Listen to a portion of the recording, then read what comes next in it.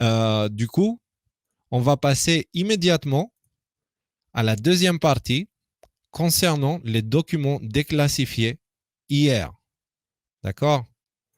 Je vais mettre ça en plein écran et agrandir un peu. On ne va pas lire des extraits, je mets juste le document pour remplir l'écran. Donc, d'ailleurs, je peux même faire ça. Je vais vous lire quelques passages que j'ai préparés. Ce sont des infos que j'ai pu cumuler rapidement à gauche, à droite depuis hier soir. On va dire que je n'ai pas beaucoup dormi parce que c'est incroyable ce qui est en train de se passer. C'est vraiment incroyable. Donc, les documents déclassifiés ont pour origine une plainte pour diffamation de Ghislaine Maxwell contre Virginia Giuffre en 2015. Donc, on a vu qui est Virginia Giuffre hier soir. Si vous ne l'avez pas vu, allez regarder le live.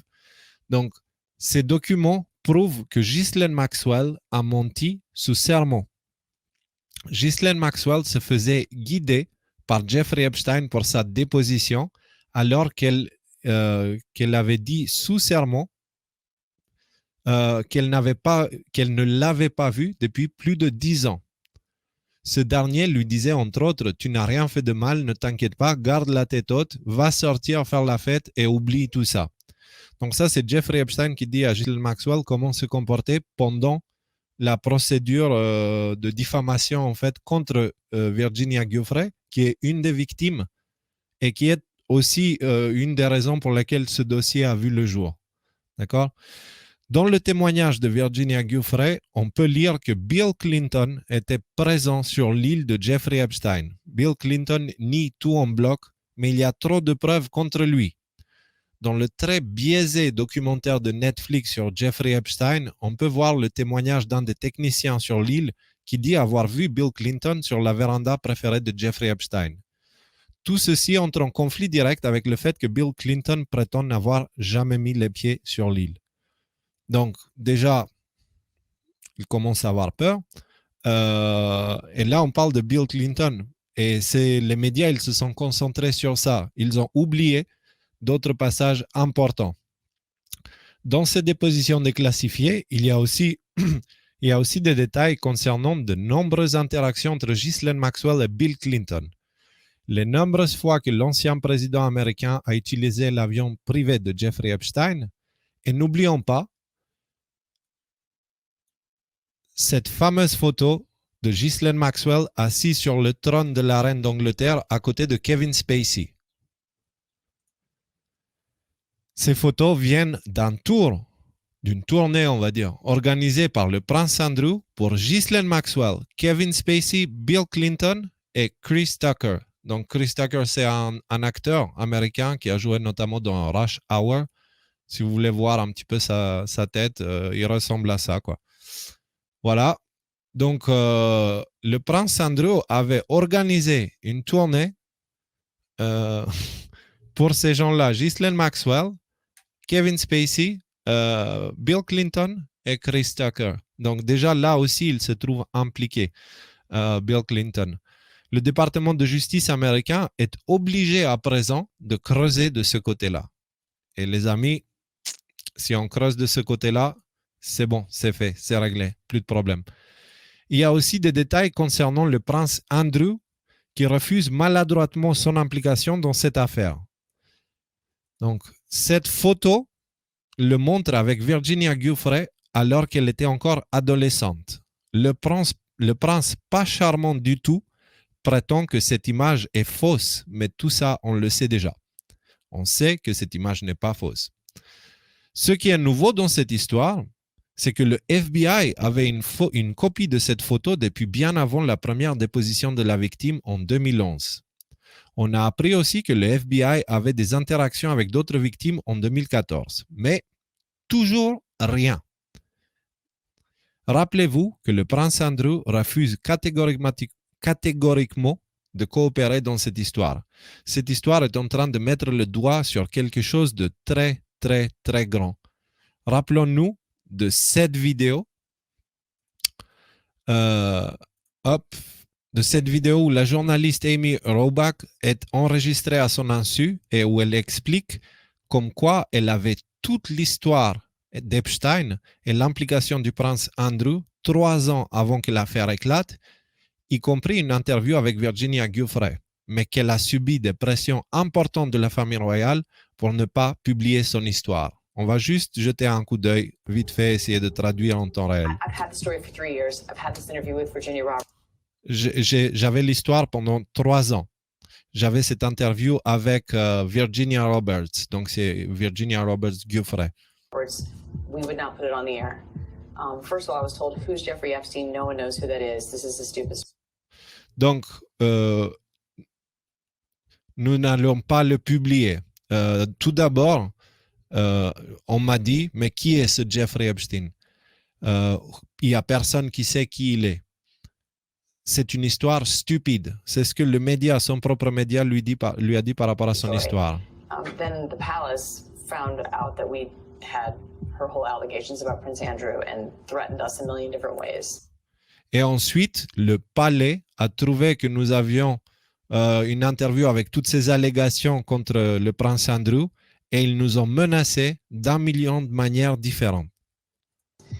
C'est une journaliste. Là, on est en train de voir un petit peu l'influence politique et voilà, les jeux de pouvoir pour masquer, camoufler tout ça. We were so afraid we wouldn't be able to interview Kate and Will that also quashed the story. On avait tellement peur que nous n'allions pas pouvoir interviewer Kate, donc qui est la femme de l'autre prince, and Will et William, donc c'est aussi un prince, que nous avons aussi jeté l'histoire. And then Alan Dershowitz was also implicated in it because of the planes. Et aussi Alan Dershowitz était aussi impliqué à cause des histoires d'avions que Virginia Robert Giuffre lui avait raconté. En fait, elle dit qu'il lui avait tout raconté. Donc, on ne va pas regarder jusqu'au bout parce qu'on essaye de rester concentré dans l'information. Et concrètement, on peut voir un petit peu les jeux de pouvoir et tout ce qui avait lieu en arrière-plan pour garder cette histoire vraiment underground, vraiment masquer tout ça, quoi. Donc, il y a, là, elle parle aussi d'Alan Dershowitz. En effet, dans ce document, il y a un point concernant Alan Dershowitz. Donc, qui est ce gars-là? Alan Dershowitz est un avocat et universitaire américain, professeur de droit à l'université Harvard. Il est également essayiste et romancier. Il écrit aussi pour le Huffington Post. Donc déjà, prenez tous ces points-là et mettez-les ensemble un petit peu pour voir le type de personnages qui sont impliqués dans cette affaire. Le gars, il écrit sur le Huffington Post. Donc, il a un certain pouvoir au niveau de l'opinion publique. D'accord? Qu'est-ce qu'il a fait, ce monsieur Dershowitz? Dans le témoignage qui a été rendu public hier, il a été accusé d'avoir participé à des actes sexuels impliquant des enfants. Lisons aussi cet extrait qui vient directement du document. Donc, j'ai un screenshot du document et le voici. Je vais faire la traduction, donc ça commence ici. On va prendre plutôt celui-là. Voilà. La traduction, c'est en plus du fait d'avoir été un participant dans l'abus de Jane Doe. Donc, Jane Doe, c'est les noms un petit peu, c'est comme Pierre Dupont, des noms un petit peu qu'on utilise pour parler de quelqu'un d'une manière anonyme, on va dire. Dans l'abus de Jane Doe et d'autres mineurs. Dershowitz était un témoin oculaire de nombreux abus d'autres mineurs de la part d'Epstein et d'autres co-conspirateurs d'Epstein.